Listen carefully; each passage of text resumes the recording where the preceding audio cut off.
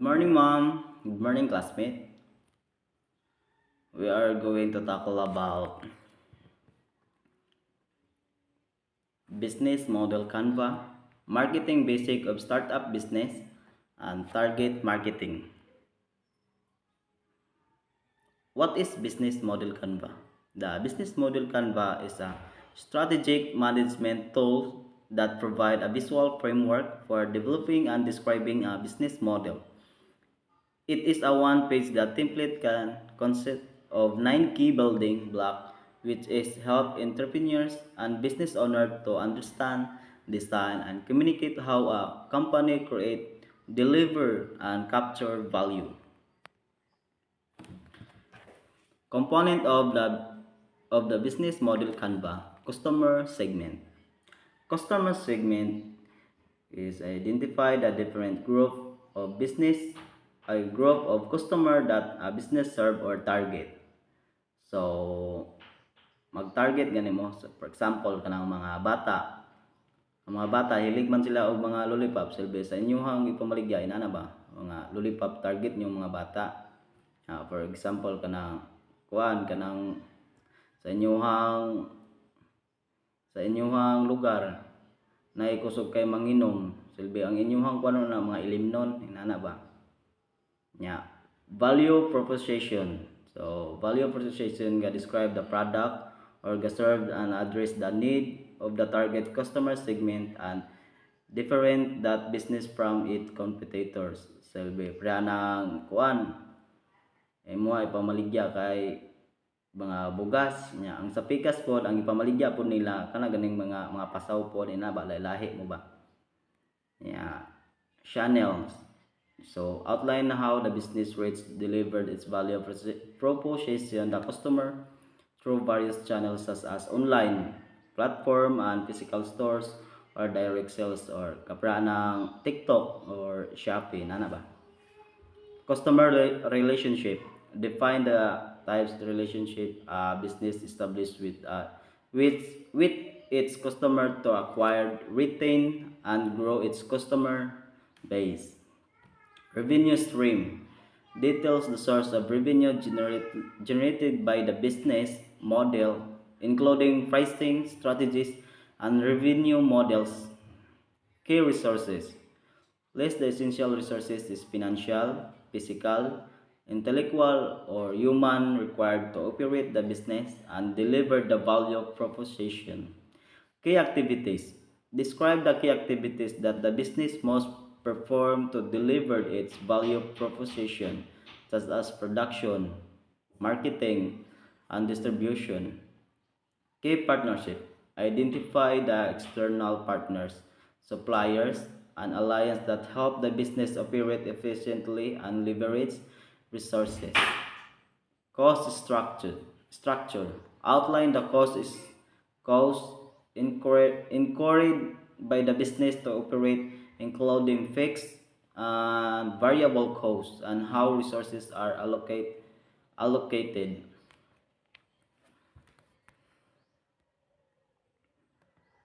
Conclusion.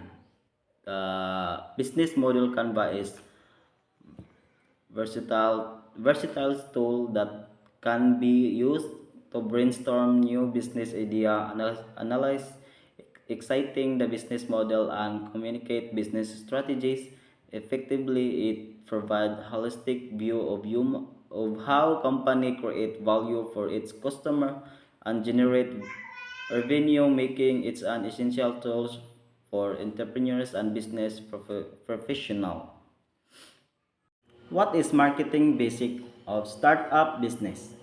Marketing basic for startup business are fundamental strategies and tactics that new ventures can implement to establish their brand, attract customer, and drive growth. Define your target market. Identify and understand your target audience, including their demographics, preference, and behavior. Tailoring your marketing efforts to a specific audience increase relevance and effectiveness. So, define your target. So, you need to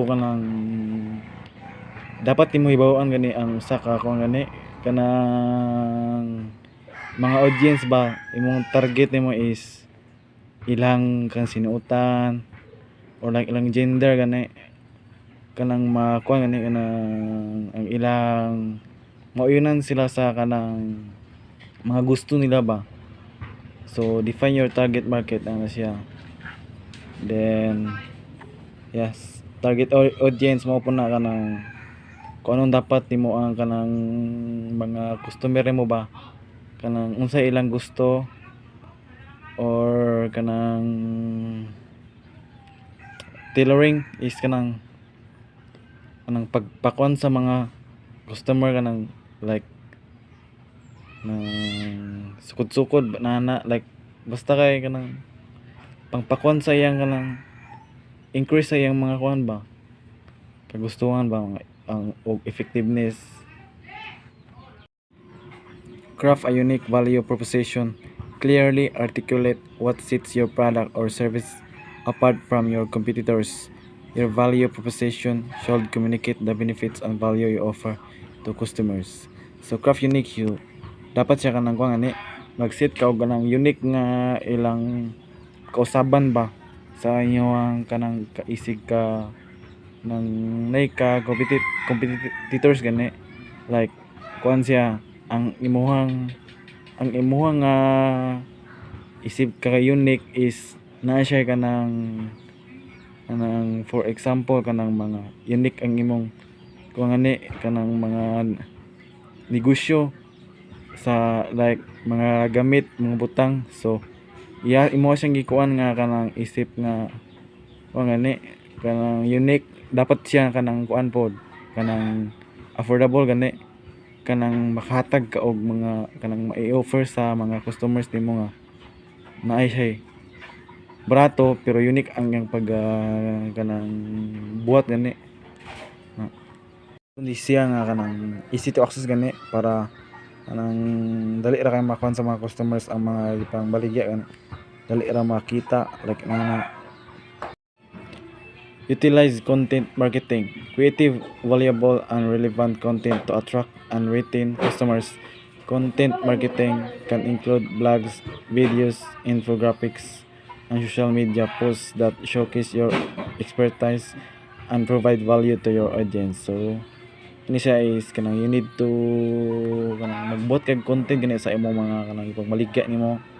Like imong gamiton siya sa pag kanang sa pamaagi nimo kanang kanang maingganyo gani mga mamalitay o customers ka kani siya kadindot kay kanang unique ang imong pagpaagi sa kanang pamaligya ba so nag-provide kag mga content kay para pang kuan sa mga tawo ba kanang mga mamalitay gani nga kani siya kay murag dindot nagpakuan siya nga kanang gibuhatan nimo siya pamaagi ba nga kanang ang tao gani kanang ganahan sa imong mga gipang kuan nga imong mga gipang baligya ba mura siya kanang marketing strategy ba nana gani bali mura siya sales stock pod nana sa utilize content marketing.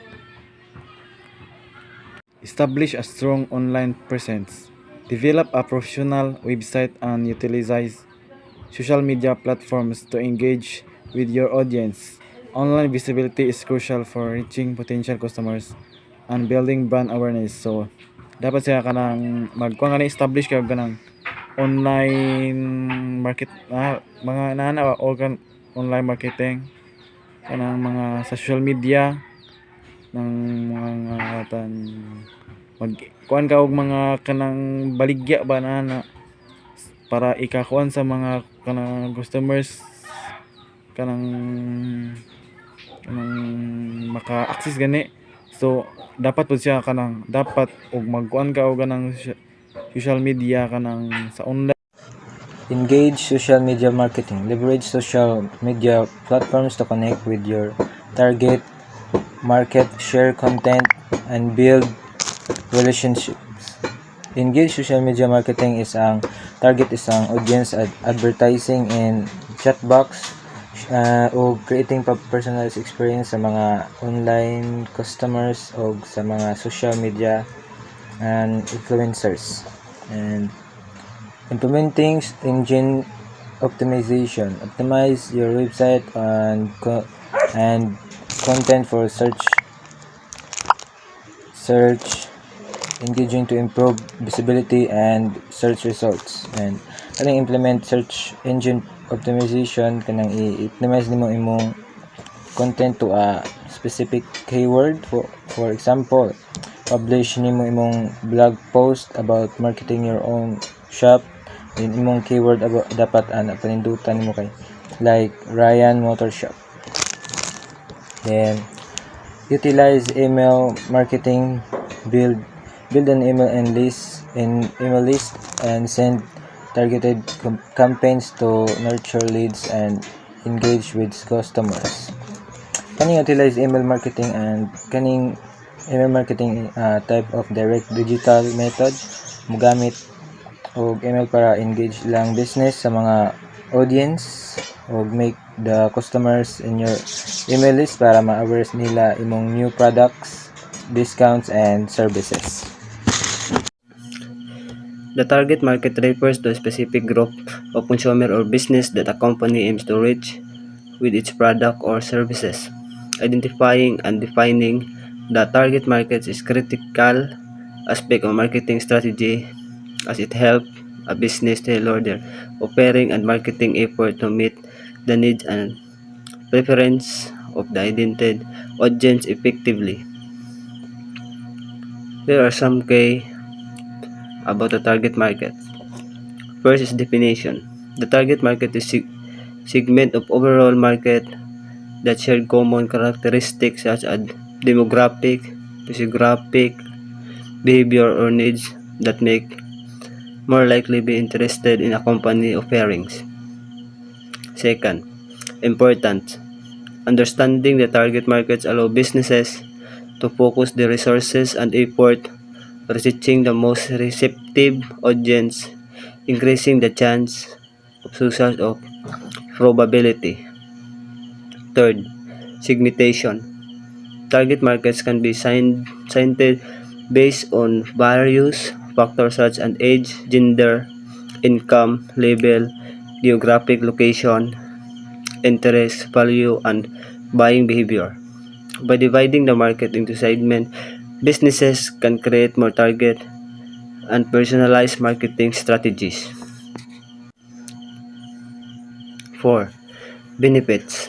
By defining a target market, businesses can tailor their product, pricing, distribution, channel, and promotional activities to better meet the needs, preference, or their ideas customers. This leads to more effective marketing campaigns and higher customer satisfaction. 5. Research. Conducting market research is essential for identifying and understanding the target market. This research may involve survey, focus group, data analysis, and other methods to gather insight into consumer behavior and preference. 6. Competitiveness. Advantage. By focusing on a specific target market, businesses can differentiate themselves from competitor and position their offering as unique and valuable to be a particular segment of customers. 7. Adaptation. The target markets may evolve over time, requiring businesses to regularly review and adjust their marketing strategies to stay relevant and responsive to changing customer needs and market trends. Conclusion. In summary, the target market is a defined group consumer or business that a company aim to serve with its product or serve by understanding catering to the needs of this specific audience. Business can enhance their marketing effectively and drive sustainable growth.